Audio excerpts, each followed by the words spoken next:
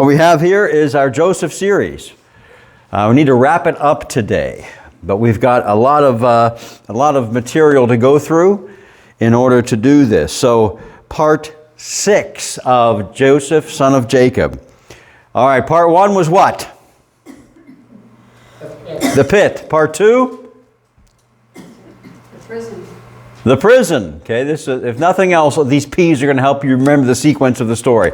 The pit, then the prison. All right, after that, what was part 3? Pardon. The pardon. Very good. After the palace.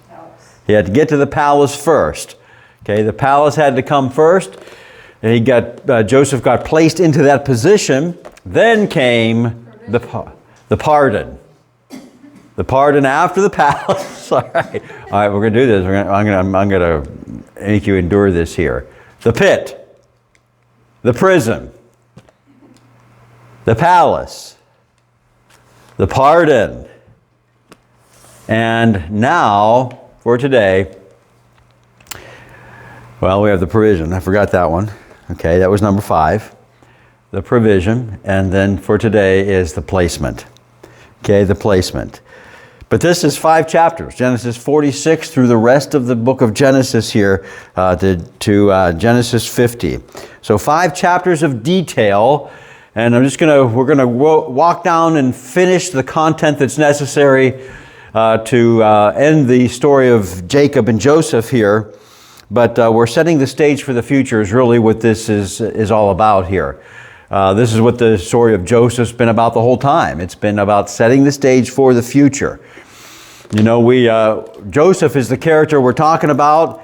He was applicable to life, to circumstance, to enduring hardship, trusting the Lord, patience through the process.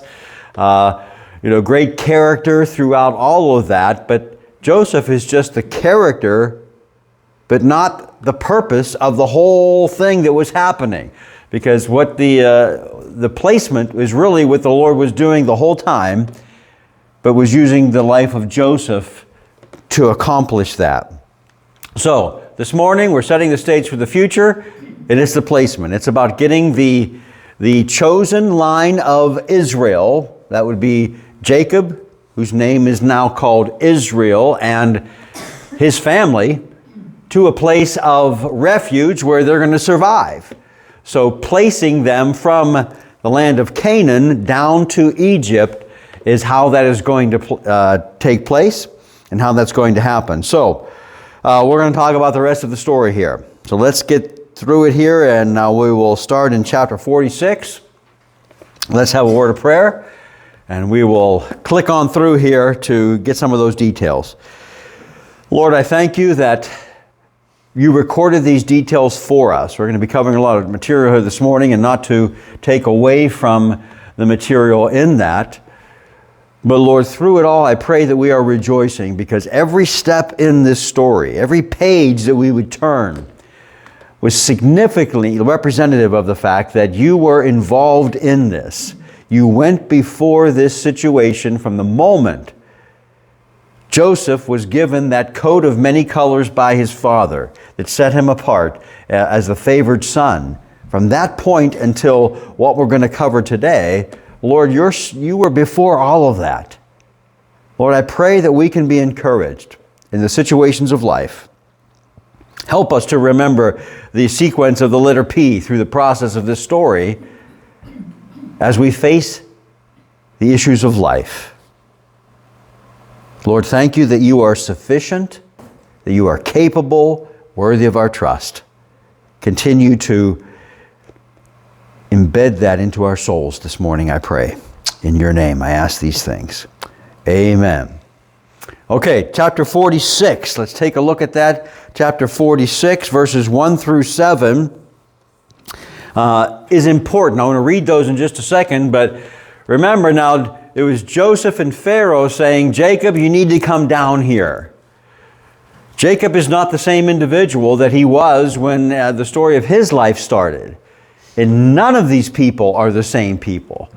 Isn't it comforting to us that people grow? They mellow out. They become less harsh. They become less obstinate. Because time and circumstance and things of that nature tend to do that. Jacob's not the same person. Jacob was the person who would rush headlong into things. Jacob's name meant the supplanter. Okay, this is the one, remember, that kind of coerced his brother to give him his birthright. He's the one who disguised himself to get his father's blessing. The Lord took him through some hard things, and he's not that same person now. So it seems that Jacob here, now excited about seeing his son, but realized that Jacob was going to a foreign land at his old age. Who likes to do that? He is going to see his son, but this is not a visit. And the truth is, his son could have visited him. He had the power, the wealth to do that, but this was a move on his part. And the Lord, in a very gracious way, communicates to Joseph, go and you do this. This is for the good of your family, and this is for the good of my purpose in the future. That's what verses 1 through 7 are about. Let's read it here together. Genesis 46, verses 1 through 7. And Israel took his journey with all that he had, and came to Beersheba, and offered sacrifices to the God of his father Isaac. He's offering sacrifices now. That is communicating to us, as we've gone through the Firm Foundations course, that's communicating a right relationship with the Lord. Coming to the Lord the way the Lord had prescribed. Acknowledging sin. Offering sacrifice for sin. All of that. Jacob, who's called Israel now, is doing that. Then God spoke in verse 2 there. God spoke to Israel in a vision of the night and said, Jacob, Jacob. And he said, here I am. So he said, I am God, the God of your father. Do not fear to go down to Egypt, for I will make of you a great nation there. I will go down with you to Egypt, and I will also surely bring you up again, and Joseph will put his hand on your eyes. What is he meaning by that? Okay, that's a Bible way, kind of a euphemistic way of saying Joseph is going to be there when you die. He's going to close your eyes in death, which was to be an assuring thing to Jacob. This son that he thought was dead is going to be there at his death. Verse 5 says, Then Jacob arose from Beersheba, and what did he do? What do obedient people do when the Lord has spoken to them? He went. Jacob arose from Beersheba, and the sons of Israel carried their father Jacob, their little ones and their wives, in their carts, which Pharaoh had sent to carry them. So they took their livestock and their goods, which they had acquired in the land of Canaan, and went to Egypt, Jacob and all of his descendants with him, his sons and his sons' sons, his daughters and his sons' daughters. And all his descendants he brought with him to Egypt. Not just a little short, immediate family excursion. This was everybody who was a descendant of Jacob was on this journey, along with all their cattle, their livestock, their goods, making this move. This was a caravan, and provided and funded by, amazingly, Pharaoh, king of Egypt. So, fantastic things here. Verses 8 through 25, chapter 46 is just a list of the family members. We won't take the time to read that. A long list of each of the sons and their wives and their family members in that. Verses 26 and 27 tell us that all 66 family members plus the wives and his 11 sons depart here. So this is a large group of people that's moving down to Egypt. Verses 28 through 34, Joseph and Jacob are reunited. This is worth reading as we go through here. Chapter 46, verses 29 and 30. Look there with me. 29 and 30. So Joseph made ready his chariot and went up to Goshen. This was the land that had been designated where they would locate to meet his father Israel. Man, what a reunion this must have been. Kind of rather matter of fact, kind of just a few words in the scriptures, but imagine the emotion, the joy that was involved in this reuniting here. And he presented himself to him. Don't know what that was like. But how did he present himself to him? Man, what a moment that would have been. He fell on his neck, and he wept on his neck a good while. And Israel said to Joseph, now let me die, since I have seen your face, because you are still alive. What a happy reunion this was. This wasn't a prodigal situation, but you kind of get the same joy that was expressed in the prodigal son returning as Jacob and Joseph seeing each other again here. Just the joy that would have been involved in this, this whole story here. So they meet, they weep on each other's necks as they hug each other, and then Joseph begins to say, now you're going to have to come in contact with Pharaoh, king of Egypt. And you need to be honest with him here. We're a family of shepherds. This is truly the rags to riches story here. Shepherds were despised. They were considered the low caste of the society, those who raised livestock. And Joseph is saying, you need to tell them that's who we are, and that we need land to do that. So he tells them that when you go and you stand before Pharaoh, make sure that he knows that, and you be honest with him, and you tell him what we are. Chapter 47. Pharaoh meets the family and anticipates with excitement and joy to meet the family. We talked about that last week, of how significant that was, and much credit to Joseph and his character and who he is in all of that. Verses 7 through 9, chapter 47, Jacob blesses Pharaoh. How interesting is that? This patriarch of what will be the land of Israel is giving a blessing to the king, the most powerful person in the world at this point, Pharaoh, king of Egypt. What a change and humble demeanor now in Jacob because of this. Verses 11 and 12, Joseph settles his family, his brothers and sisters, and all of them in the land that specifically is called Ramses, the land of Egypt. Verses 13 through 26, food is so scarce now. The plight, the drought here is on the land that is so severe that all money is gone to buy food. All possessions now are having to be sold just to buy the grain that in God's foresight for Joseph, he stored up in the land of Egypt. And in verses 13 through 26, it's worth noting here that Joseph sets up a system that really makes people dependent upon the government. But it's noteworthy that Joseph was led by the Lord to do this, to set this up. It probably would be good to think of it as God establishing a rescue for the people. And it was not just the people of Israel God was rescuing, but the people of Egypt and the neighboring countries even. This was happening. But the people come to Joseph and they say, our money is gone, but yet we still need to eat, because this blight, this drought that we're facing is no end in sight. So they say, let us sell you our livestock. And when the livestock, there was nothing left to sell, they said, let us sell you our land, and then we can get food from you. So that's the arrangement they suggest, and they do that now out of desperation. But they also do that, I think, because of the character of Joseph. Joseph was a benevolent man. He was not a dictator. He was not a tyrant. And they willingly said, let's do this. It was at their suggestion. Food was so scarce in that way. So then Joseph sets up this 1/5 rule in verses 23 through 26.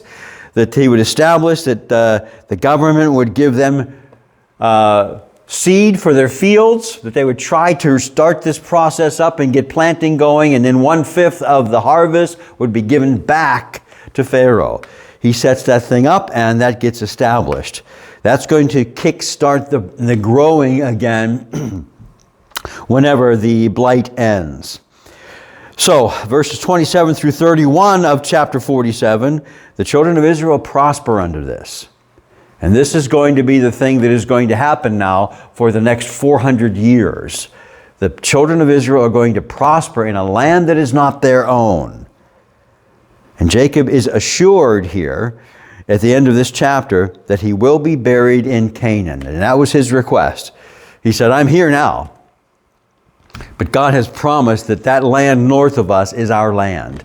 When you go there, I want to be buried there in that land. Joseph promises that. On to chapter 48. Chapter 48, first 7 verses, Jacob nears death. He briefly reviews his history with his children. And then he meets Joseph's children. He meets Ephraim and Manasseh and gives them a blessing. And in true Joseph-like fashion, he gives the first blessing to the younger child. Joseph being the father of Ephraim and Manasseh, but Manasseh was the firstborn who would have naturally gotten the blessing. Jacob puts his hand on Ephraim, and Joseph is a little bit disturbed by that because he says, no, he's not the oldest. Jacob says, I know what I'm doing here, because Jacob was not the oldest, right? Esau was the one who was older. So he's carrying on that thing. He prays for him. On to chapter 49. Verses 1 through 27, Jacob offers a blessing to all his sons. It's worth noting there that the blessing in much way is toward the sons who were the responsible ones. Reuben gets really a pretty negative blessing in that as the firstborn child, but it's because of some of the things that Reuben did. We won't go into that here, but really he has some pretty significant strikes against his name over the years because of what he did. One of the things he did, he had a sexual relationship with one of Jacob's handmaidens, Bilhah. And that was something that was not good for Reuben. But anyway, all the sons get their blessing, and there's one in particular that gets the blessing of that the scepter will never depart out of whose hand? Do you remember? Which son? Judah. Okay. Jesus being of the line of the tribe of Judah, the kingly line. David was going to be from Judah as well. Here is where the promise is that Judah will be the reigning tribe of Israel. It happens right here in this particular chapter. So, Jacob reminds them of his burial wish and dies. Chapter 50 begins with Jacob's death. And verses 1 through 3 is the mourning of Jacob's death, even by the Egyptians. You know, this is just an amazing series of events that are happening here. Here's this patriarch of Israel who's come down and is now a temporary dweller in the land of Egypt. And even the Egyptians here are mourning the death of Jacob. Why? Because of the significance of Joseph's influence on all of them. We cannot emphasize the character of Joseph enough in all of this. But again, it's the Lord behind it. He's the one that deserves the glory in this because the Lord is the one who has done it all. So, because of the journey that is going to have to take place, because remember, Jacob made them promise that his bones would be buried with his fathers. But a unique thing happens to Jacob at his death, and that is that he is embalmed. He's embalmed Egyptian style. Because remember, typically the Jewish people do not embalm. That's why they bury so quickly. But Jacob is embalmed because his body is going to have to be transported up to Canaan land. So Joseph has him embalmed. And then Joseph gets permission from Pharaoh to take his father up, verses 4 through 8, chapter 50, to take his father to the land of Canaan to bury him there. And 9 through 14 tells us that he's buried in the cave of Machpelah. Machpelah. Now this is significant because in the cave of Machpelah, there's some significant people buried there. Abraham, Isaac, and now Jacob and their wives. So Abraham and Sarah, the great patriarchs, they're buried at this cave. Isaac, Jacob's father, and his wife Rebekah are buried there, and now Jacob and Leah are going to be buried there. Rachel, the favored wife, had already passed away. So she's buried somewhere else. But in this particular place, it is where Jacob's embalmed body is going to be entombed. Okay? I got a little clip here I want you to see regarding this, because it's a pretty significant thing when you think about the ancient aspect of this story, and the cave at Machpelah still exists. And when you think about DNA, you think about what all that could mean at some point. They're never going to go in there and open up that tomb. But it is believed today that the bones and the bodies of all of those, the remains of those people are there. There's just a little clip here that I may find interesting about that. It's not a cave anymore. It's a fortress, as many of these things turned out to be.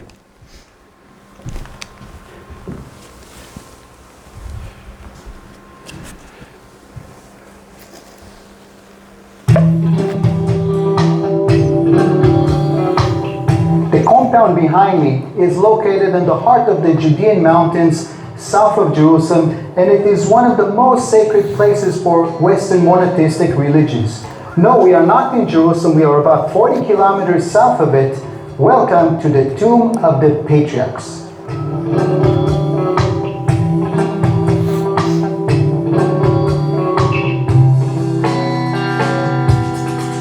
The first mention of this site is in the book of Genesis in chapter 23, the times of Abram and Sarah. Sarah lived to be 127 years old, but she died at Kiryat Arba, that is Hebron. Abram then buys a burial plot outside the city, and after completing the purchase, Abram buried his wife Sarah in the cave in the field of Machpelah near Mamre, which is at Hebron. Here the sign is indicating that this is the tomb mark of Sarah. Her physical remains is probably beneath us on a lower level. And the book of Genesis records that later, Abram, his son Isaac, his grandson Jacob, and their wives were also buried in this burial plot. The only exception would be Rachel, Jacob's second and favorite wife, who died at childbirth and so is buried in Rachel's tomb some 20 kilometers north of here.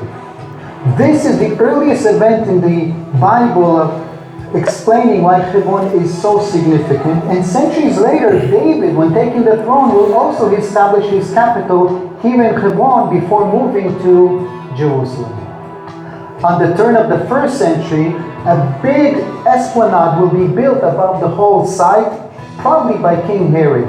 And the site will become a focal point, a place of veneration for the Jews at the time. The site changed hands several times in the Middle Ages, and after the Crusaders were expelled, it will remain under Muslim control for several centuries. In fact, here you can see the Ottoman crescent from Turkish times. Until 1967, Jews were rarely allowed to visit the area of the site. They weren't allowed even to go in. They couldn't go beyond the 7th step leading into the entrance. But as a result of the Six-Day War, 1967, among others, the Tomb of the Patriarchs will be under Israeli sovereignty. And now the site is open for people of all faiths, welcoming them to come and worship and pray at this very special holy site. Less visited and less known are the rich remains of Canaanite and Israelite city of Hebron, set on a hill above the patriarchal tomb complex.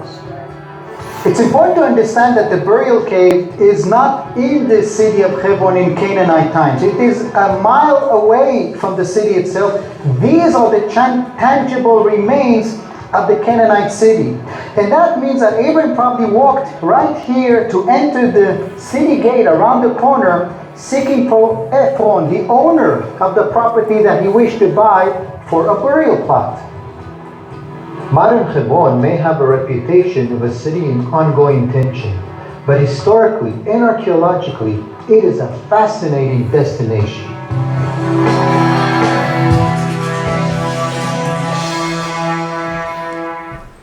Okay, so that is a little bit about the city of Hebron, where the cave of Machpelah is. It's a holy place because Muslims consider it holy as well. Why would Muslims consider that place holy? Anybody know? Right, because the father of Islam, from the Muslim perspective, is Abram as well, is Abraham. But where the scriptures teach that Isaac was the chosen son, Muslims believe that Ishmael was the chosen son. So the burial spot of Abraham still be a holy place for them. That's why during the Crusades, when that area changed hands constantly, sometimes it was under Muslim control, the Ottoman control, sometimes it was under Jewish control, sometimes under the Crusades Christian control. And that's why the Jewish people were forbidden to go beyond that seventh step at one point in history because it was under Muslim control. So a very significant spot there. But I thought it was just interesting that that's there.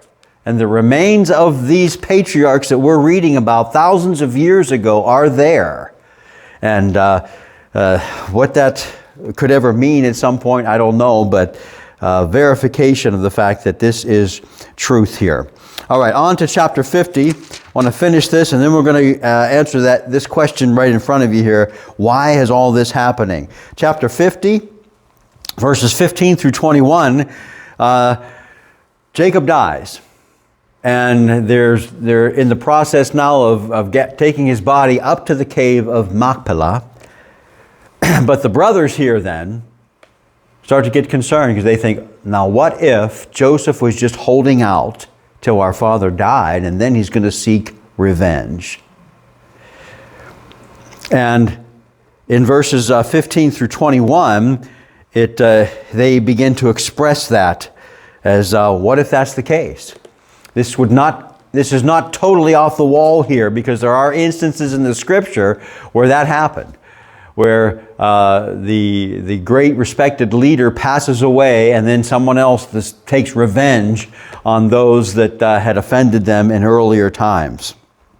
So as this thing has unfolded here, one thing that we have not noted, because it's not been noted prior to this though, is did Jacob ever know about the deception of his sons and their treatment of young Joseph, throwing him into the pit?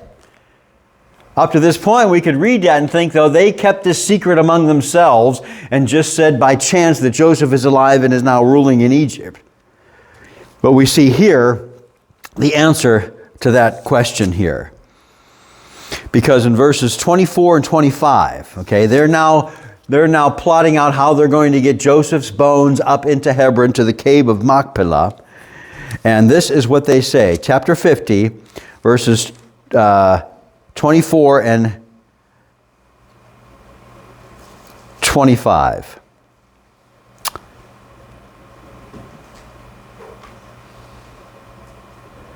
Let's see, make sure my reference is right here. Let me start at verse 15. Let's start at 15 so we can close off the chapter here. When Joseph's brothers saw that their father was dead, they said, "Perhaps Joseph will hate us and may actually repay us for all the evil which we did him." So they sent messengers to Joseph saying, "Before your father died, he commanded us, saying," okay, they're quoting Jacob here, saying in verse 17, "Thus you shall say to Joseph, I beg you, please forgive the trespasses of your brothers and their sin. For they did evil to you." Okay, so Jacob, Father Israel here, did know about the deception of his sons. When that occurred, we don't know. Maybe it was when they initially told him that Joseph was alive and they confessed to him there. But the brothers were holding this trump card here, just in case. If their fear that Joseph was going to seek retribution, then they were going to say, "All right, you need to know, Papa told us this." Please forgive us. Well, Joseph's response at the end of verse 17 was, Joseph wept when he spoke to them, because it was never even entering into his mind that he would hate them. Okay, that was settled a long time ago. Verse 18 says, Then his brothers also wept, and they fell down before his face, and they said, Behold, we are your servants. Here, I scribbled a note in my Bible, is the true fulfillment of that dream. Okay?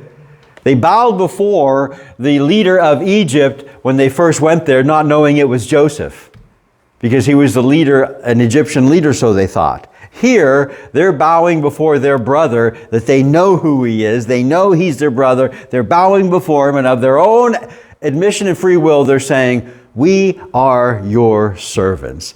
That's the fulfillment of the dream that Joseph had that got this whole thing started. We are your servants. And Joseph said to them, Do not be afraid. Verse 19, For am I in the place of God? Verse 20, But as for you, you meant evil against me, but God meant it for good, in order to bring it about, as it is this day, to save many people alive. Not just the Jewish people, many people alive. Verse 21, Now therefore do not be afraid. I will provide for you and your little ones. And he comforted them and spoke kindly to them. Joseph's character, again, just keeps surfacing as to who this guy really is in this whole story. Let's continue, finish the book here. Verse 22, So Joseph dwelt in Egypt, he and his father's household, and Joseph lived 110 years. Joseph saw Ephraim's children to the third generation. Okay, this would be great-grandchildren. Joseph was able to see those before he passed away. The children of Machir, the son of Manasseh, were also brought up on Joseph's knees. Okay, he held them as infants. Verse 24, Joseph said to his brethren, I am dying, but God will surely visit you and bring you out of this land to the land of which he swore to Abraham, Isaac, and Jacob. By all practical purposes, Joseph had absorbed Egyptian culture because he was there and he was ruling there. But Joseph never ever forgot his roots. And the promise that was given to Father Abraham, Isaac, and Jacob, that they would return to this land. Jacob knew that, passed that on. Joseph understood that. Joseph believed it. Verse 25, Then Joseph took an oath from the children of Israel, saying, God will surely visit you, and you shall carry up my bones from here. So Joseph giving the command as well, my body, when you go, when this eventual thing happens and you locate in the land God has given you, you're to take my body with you. Joseph died being 110 years old. They embalmed him and he was put in a coffin in Egypt. Verification that this actually occurred in Exodus chapter 13, verse 19, the day of the Exodus. It's noted there that... Exodus chapter 12, verse 40, that the day they left Israel, Moses makes note of, and they took the body of Joseph at his request. The mummified body here of Joseph is in that caravan. You ever think about that? That as they were leaving Egypt, Joseph's body was with them as they went up into the land of the promise. But they didn't go up right away, did they? They wandered around, they rebelled, 40 years they had to wait. What happened to Joseph's body at that point? It's pretty rotten. It was mummified, okay, it was embalmed. They still had it. They went up into the conquest, and it's noted here in, let's see, where is it? It's noted in the book of Joshua. That they actually, in Joshua chapter 24, verse 32, the conquest happens, and it's noted that they have Joseph's body, and they actually entomb it in Shechem after the conquest. So his body has been with them throughout this whole time and the journey back up into the promised land as the Lord had promised. It's significant details there. What's that? That's kind of crazy. Yeah. I feel like I just, carrying his body around for 40-some years. Yeah. Yeah, well, it shows you how much they took their oaths seriously. When they made an agreement to do something, they were going to make it happen. Joseph promised his father he would take his bones and bury them at the cave of Machpelah. He didn't even ask Pharaoh that. He got permission eventually, but the oath was so important in that. How things have changed, right? When we make our promises. Where did they put Joseph's body? In Shechem. Yeah.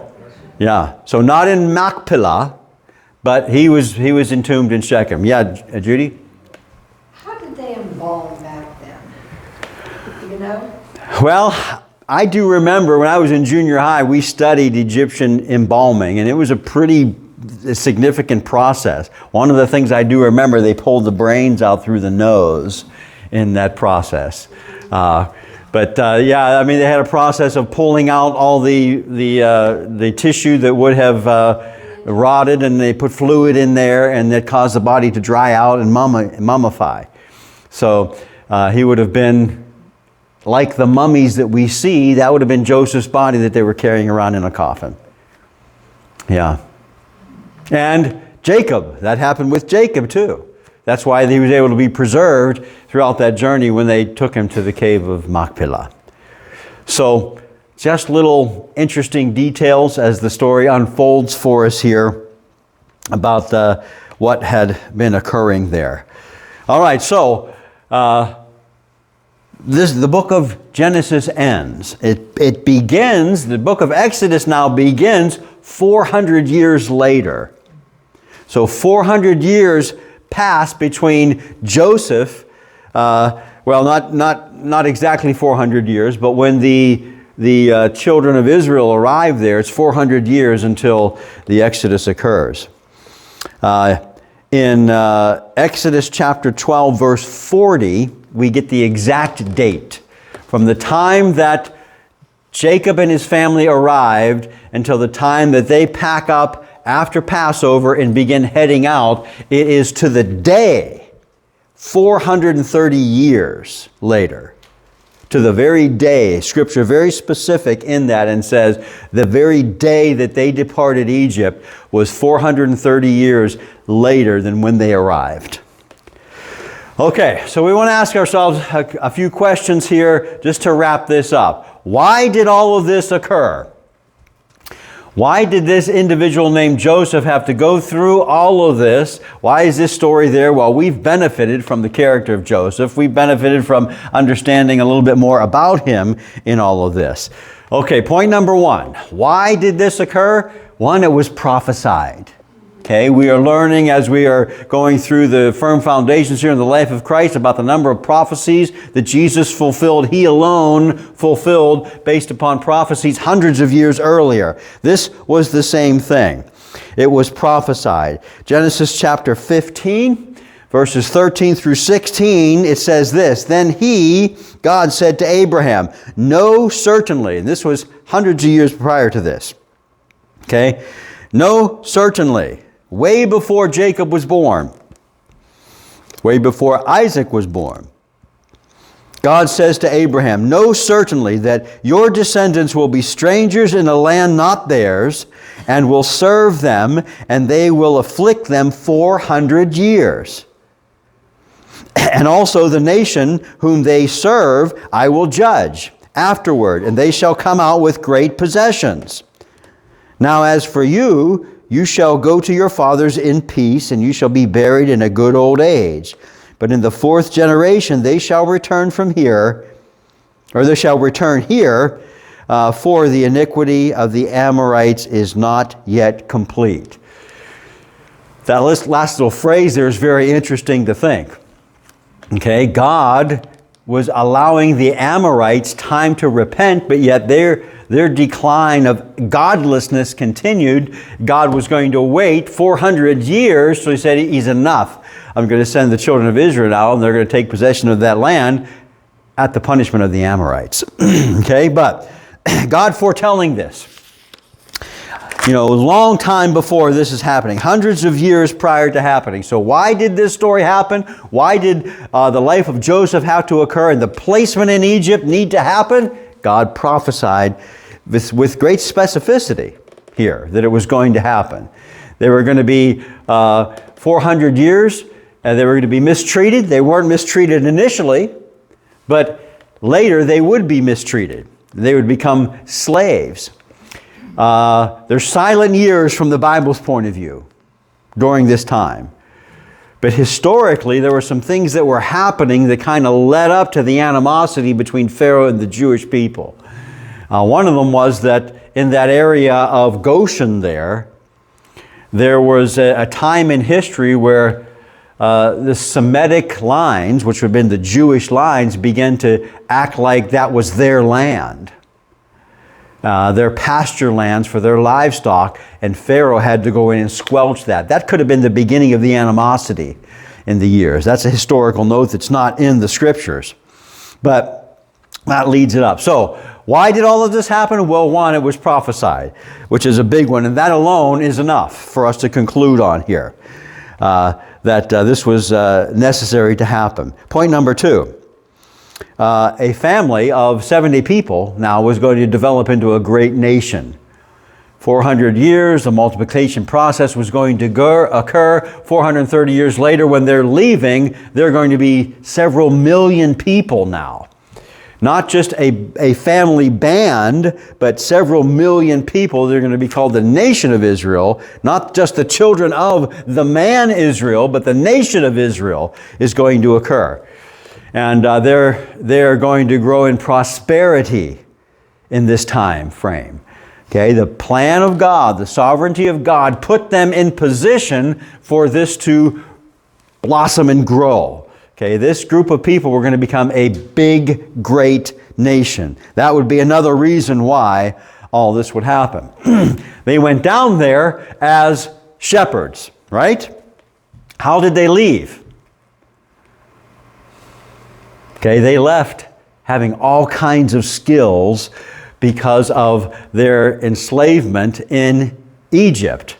There were going to be craftsmen, there were going to be metal workers, there were going to be woodworkers, there's going to be all kinds of people. They were learning all kinds of trades because of being enslaved in captivity. Skills that they were going to learn that were going to become very helpful for them in the development of the nation in the land God had promised them. So this was another aspect of why this was important. It can be great cost, okay, especially for Joseph. But 400 years down the line now, when they have a Pharaoh who is not favorable to them, who's mistreating them, that's causing their cries to go up into heaven, rescue us, rescue us. Now they were a nation of several million people that have a great amount of skill that they didn't have prior to that. The sovereignty of God involved in this. Why did they need that?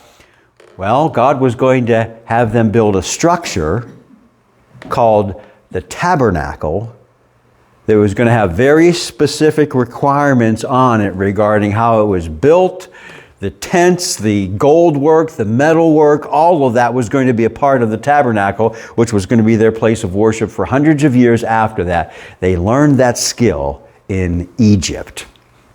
Okay, another thing of that.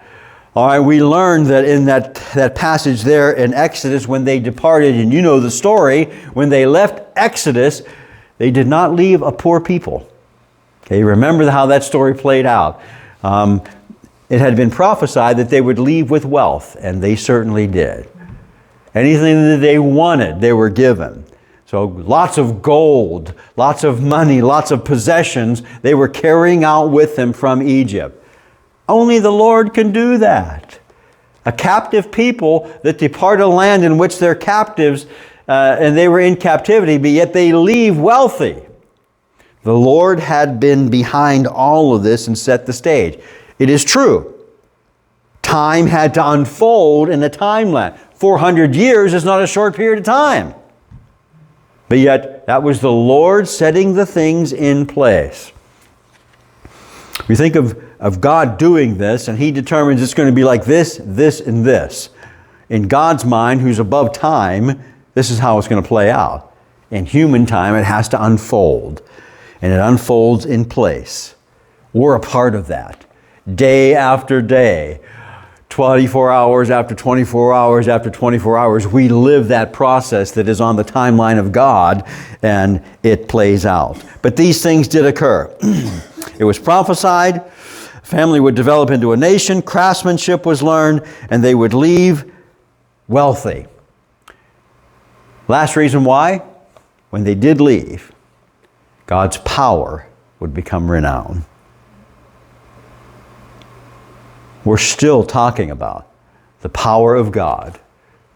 The reputation that went before the nation of Israel as they traveled northward to take captive the land God had promised them. Their reputation had gone before them. God had set the stage, the plagues of Egypt, the crossing of the Red Sea, the feeding of the people in the wilderness, water from the rock, the crossing of Jordan as they went in and into the promised land itself. Miraculous things that God had done. God's power was now going to be renowned. Much more so than when Jacob was in Canaan with his family of 60 people. Time unfolds when we allow God to be the orchestrator of that thing. Great things happen.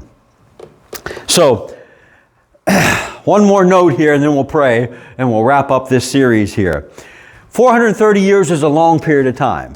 There's a handful of individuals in this story that are noted for us in the Scripture. Joseph being the primary character and Jacob his father. His brothers were involved in it as well. Pharaoh was involved in it. A few people in Pharaoh's court, Potiphar's wife, and then the warden of the prison, people like that. But understand, in 430 years, there was a ton of human drama that was happening. Okay? It's not recorded in the Scriptures. And that human drama that was happening was real life stuff like you and I face. Hard decisions, poor decisions, ramifications of others' decisions, hardships, death, sickness, illnesses, things of that nature were all happening that are not recorded in the Scriptures. But the things that are recorded in the Scriptures are for our learning. And they're for us to take to heart that the God who is intimately invested in that circumstance to bring about that end is the God that is intimately involved in our circumstance right here on this day in a little corner of Murraysville. Same God.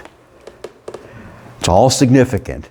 Human drama is all significant to the Lord who oversees everything, even the smallest details. Because of Christ and being accepted because of the blood of Christ, we can say with absolute assurity, we are loved by God in the process of what that may mean. Does it mean it's going to be easy? Not always. Does it mean that we are a part of the flow of what God is doing? Absolutely it does. We can take confidence in that. May the life of Joseph, the story, the 430-year time frame on a timeline, may that be encouragement to us as we move forward in our relationship with the Lord. Okay? Let's wrap it up. Can we stand? Close in prayer? Ed, would you close us? Sure. Go ahead. Lord, we just stand at all of your workings. I know it says in Hebrews that you're the author and finisher of our faith, but Lord, as we see this, you're the author and finisher of everything. Everything's working out according to your plan. All these prophecies are just proof that the whole history of this world is it's your story. It's not man's